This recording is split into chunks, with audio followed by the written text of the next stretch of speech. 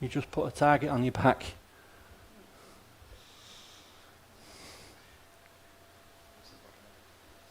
Doesn't all go great as a believer. Doesn't all go great as a non-believer. Everybody's got the problems. They still get sick. They still got financial burdens and woes.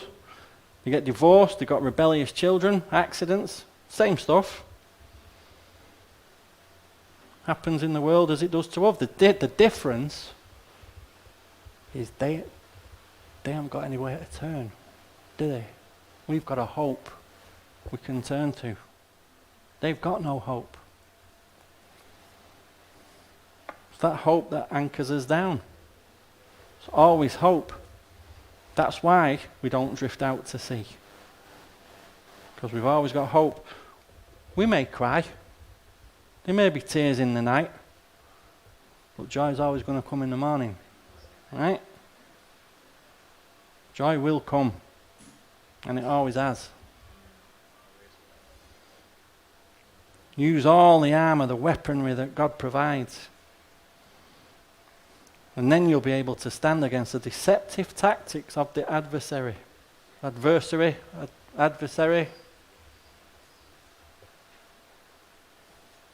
Did I put the wrong emphasis on my syllables, MB? It depends where you're from. Yeah.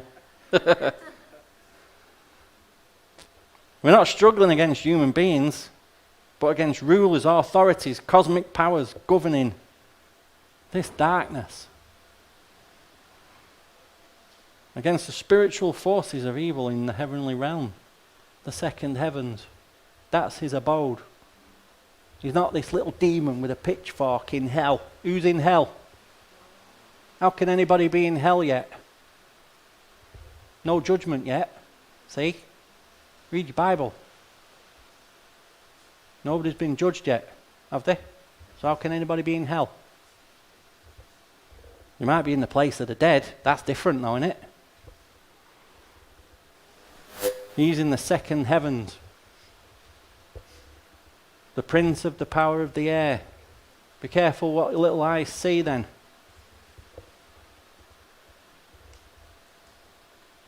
Spiritual forces in the heavenly realms, so take up every piece of war equipment that God provides. So that when the evil day comes, and it will come, you'll be able to resist. And when the battle's won, and it will be won, you'll still be standing. But we're fighting against these rulers' authorities. And I'm telling you, these are things that nobody really understands. Apart from maybe those who've travelled through the ethereal levels and cosmic realms. Or maybe they just smoke something. Who knows? But then they wrote a book about it, and you read that book and you believe it. Where are they getting it from? How about you just stick to the word? How about that? We know there's rulers and authorities. We know that from the word. Over areas. Daniel, you're a greatly loved man. Pay attention to the words I'm saying to you. Stand upright. For it's to you that I've been sent. After he said this to me, I stood up trembling. But he said to me, Don't be afraid, Daniel. Since the first day that you determined to understand and to humble yourself before God, your words have been heard. And I've come because of what you said. He was greatly loved. Because he resolved to keep his faith. The prince of the kingdom of Persia prevented me from coming for 21 days, 3 weeks.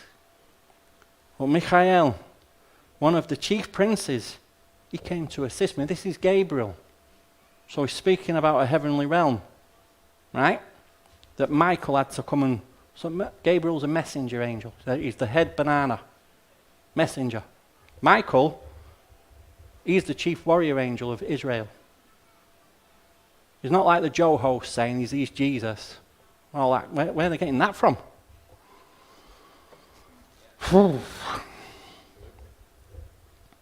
Assisted by Michael. So you've got angel wars going on. And there's a power, a person of authority over Persia that prevented Gabriel, one of God's best, from coming to Daniel for 3 weeks. Fighting going on all the time, and we know absolutely nothing about it. Fair? Yes. Yeah, absolutely. Angels, right? See that you never despise one of these little ones. Protect children.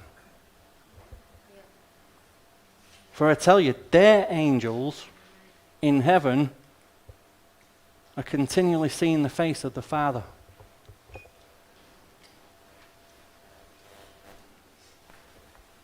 Maybe people who don't love kids don't know him too well. Just saying. They've got angels in heaven. What does that mean? Does it mean that God's assigned an angel to us? Maybe an angel's come between you and the enemy. Maybe you're in a bit of trouble and he's like, well, that skits out. Your guardian angel. Need to calm down a bit. We don't see them though, do we? Maybe we're too cynical. Little kids do though. Little kids see him.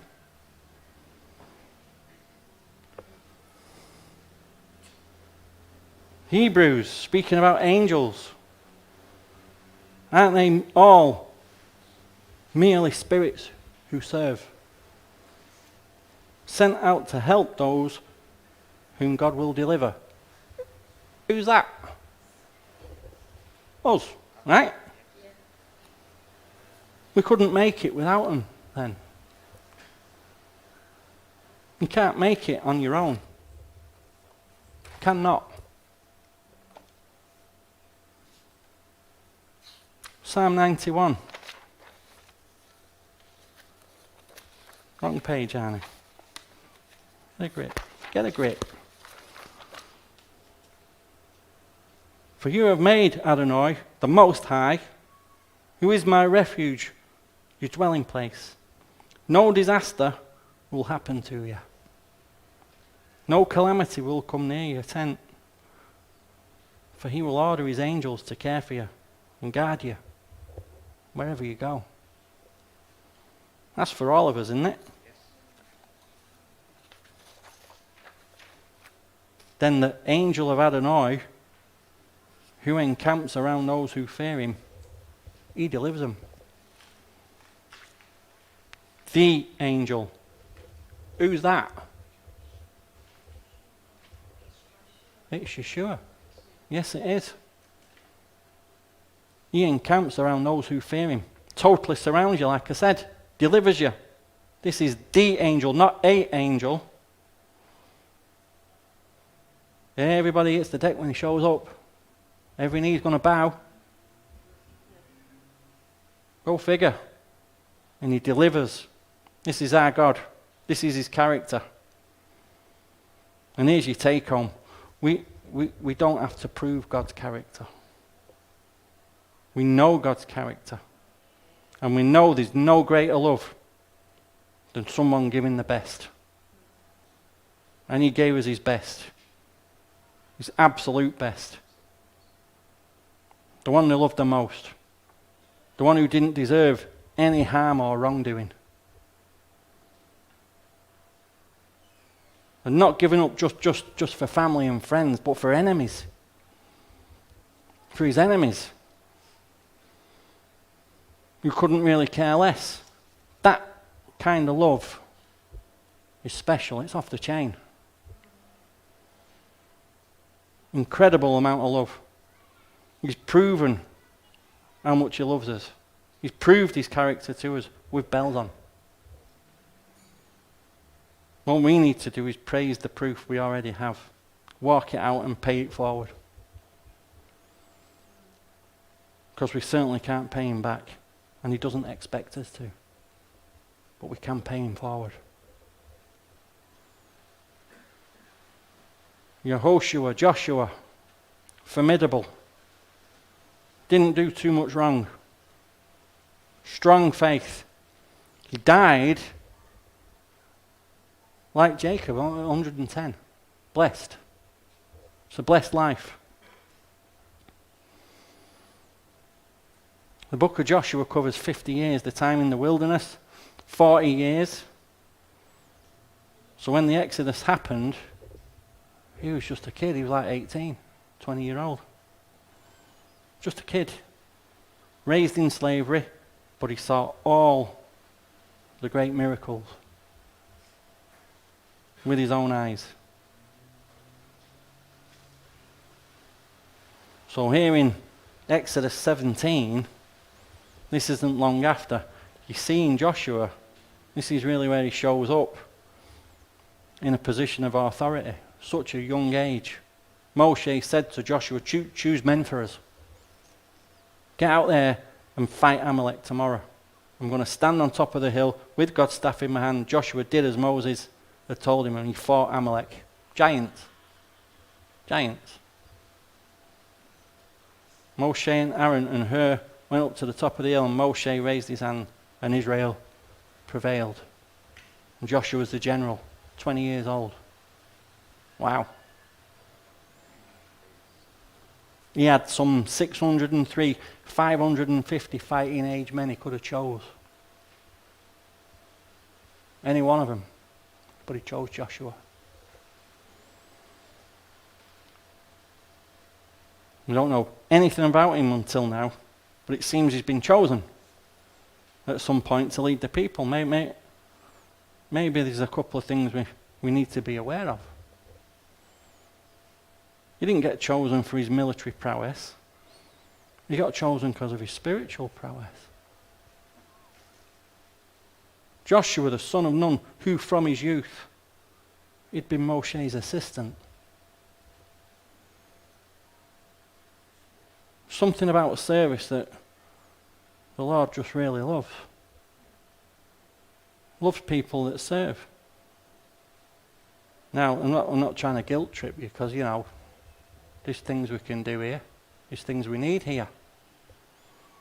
But I don't want anybody doing anything that they're coming up with on their own volition. I want it to be organic. I want it to be from the Lord. If you're in ministry here, it's because he's pulled you in. I do need a piano player. I could really use a sound tech. Yes, please. But really, what we're all about is building into them kids. That's what we're about, because they're the next generation. I don't want this to die out when we all get a bit older and all the kids bail. I want them to love the Lord, and I want them to be full on here and coming in and bringing the next generation in. We've got to build into that. We've got to sow into that.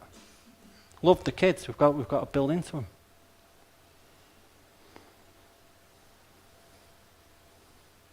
And if you're going to serve him out there. Joshua served Moses constantly. Constantly. Another thing you should know. Exodus 33. Adonai would speak to Moshe face to face, as a man speaks to his friend. Then he'd return to the camp, but the young man who was his assistant, Joshua, the son of Nun, never left the inside of the tent. Why? Moses is there in the Holy of Holies having a powwow with the boss. Where's Joshua? He's in the tent, he's just hoping, he's just waiting. He might just catch an ember from the Lord. something, anything. He might just give him a word. He just wanted to be as close to the Lord as he could get. Something, anything from the Lord, and he was good. Just wanted God. Just wanted his presence, nothing else. Talk about it becoming an enterprise.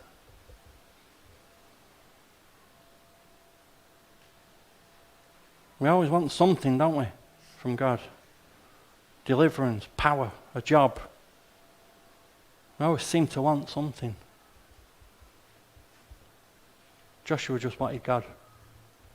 Just wanted God. And that's what made him special.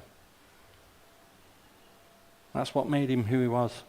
David was the same, just wanted God.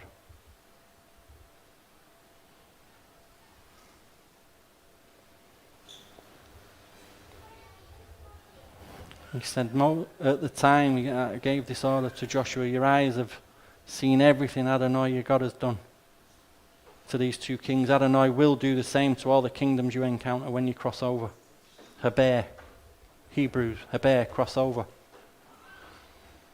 Don't be afraid of him. Because Adonai your God, he'll fight on your behalf. You've seen everything he's done, Josh. And he'd seen it all. A lot of us have seen a lot of stuff. Not to Joshua's extent. But all the things you've seen, all the testimonies you've heard, all the miracles you might have witnessed. Some incredible things that God has done, great and small. And you know it's the Lord in your life. You know it. Your eyes have seen. Your eyes have seen. You can't live off Moses' revelation. Or his relationship. You've got to get in the tent and grab your own ember. You've got to get with the Lord. Don't you?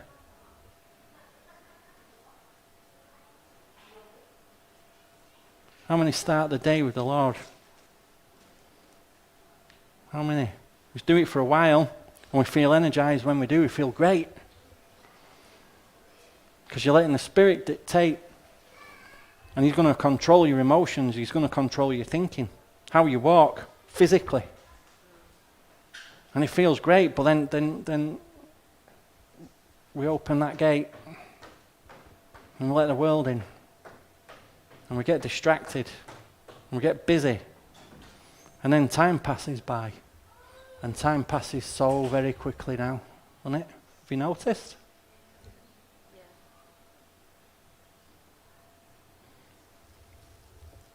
And then before you know it, months have gone by. And you're like, to be honest, I've not been with the Lord. I've not been in his word. I've not been in his presence for so long. But what do you expect? That's in your control. You've got the power to change that, and it's an easy fix. Immediately, he's there. Easy fix. Putting his hand out for you. Always knocking on the door. Always. You just got to open the door. Your eyes have seen everything Adonai has done. So don't be afraid. God's going to fight on your behalf. They never saw the Egyptians again, did they? Because Adonai did battle. And he will fight for you. And that's an amazing thing to hold on to. Not to put him to the test. Not to do something sinful and say, Lord, could you bless it? Can you anoint it? No. You've got to do it his way. You do it Yahweh. And then you'll get peace. Then you'll get protection. Then you'll get blessing. Spiritual blessing. I'm not interested in money. Money comes, money goes. Nothing to do with money. Faith's never been about money. Never ever. Spiritual blessing. So the key to all of this is that the Lord's not depending on your faith. We're depending on his faithfulness.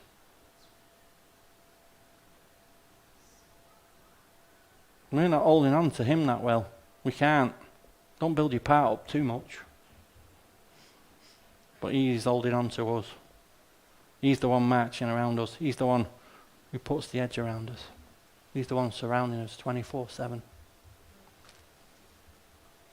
He's the one who's there sitting on the end of your bed waiting for you to wake up. Hey, Karina, how are you? Because he does. It's all on the Lord. The greatness of God. The depth of his incredible, indescribable love that he's got for his children. We've not enough words to describe how over the top his love is. The creator, the sustainer of the universe, head over heels in love with every one of you. The world's going to chew you up and spit you out, give you a kicking and laugh at you. But the Lord accepts you, whoever you are, warts and all. Warts and all. Accepts you for what you are. Wipes that slate clean. And he delights in you, he loves you. Because you're special to him. You don't need the world. You don't need the compliments of the world. You don't need to be accepted by the world. All you have to do is do what Joshua did and hang in the tent and let him speak what he wants to speak into your heart. You only need him. Let him do it. I'll guarantee you it's a blessing. One last thing. Joshua. He made an incredible statement. Very, very powerful. Adonai gave to Israel the entire land that he swore to give them to the fathers. They took possession of it. They settled in it. Adonai gave them rest on all sides, just as he'd swore to the fathers. Not one man of all their enemies withstood them, for Adonai gave all their enemies into the hand. Not one good thing that Adonai had promised to the house of Israel failed. Not one. All came to pass. Powerful now. So when we think of his promises, we can think, well, the Lord promised me. He said I'd be married by now. He said I'd be here in my career by now. Well, this is much, much bigger. Much bigger. In the Hebrew, promise is dabar. It's more than a promise, it's speech. It's an utterance, it's a word or words, sayings, decrees, declarations, conversations. So every single thing spoken of in the Bible that God would do for the children of Israel, which we are grafted into or reinstated if you're Jewish. It means you can claim every promise. I told you, you've got to get your head around this as a born-again believer. It's a must for your faith. It's a must. And when you grasp it, your Bible and your faith, it's going to make a lot more sense. You belong to the Lord forever. Don't ever let the enemy tell you any different. Special treasure. Segalo, in times of old, I've told people before, when they fought a battle and the king would do the raid and they'd get all the booty and all the treasure, and he'd line all the treasure up and he'd walk up and down and he'd go, I want that one, I want that there. That will be my segalo, my special treasure. That's how he thinks about every one of you. Special treasure. Every one of you. You're the pearl. People go, oh, the pearl's the kingdom. No, you're the pearl. You're the pearl in his hand. He loves you to bits.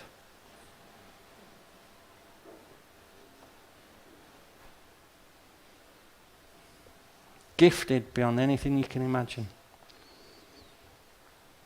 All you've got to do is trust him. And he tells us, I'm going to be with you always, to the very end of the age. Always. Because he loves us. And his love is true love. And there's no greater love than that. Amen. Shabbat Shalom. So let's stand, let's have a blessing, and let's have something to eat. Fellowship. You missed a great night last night. If you didn't come, it was brilliant, it was beautiful. We was here till 10 o'clock last night. It was great. Curry night went down very well.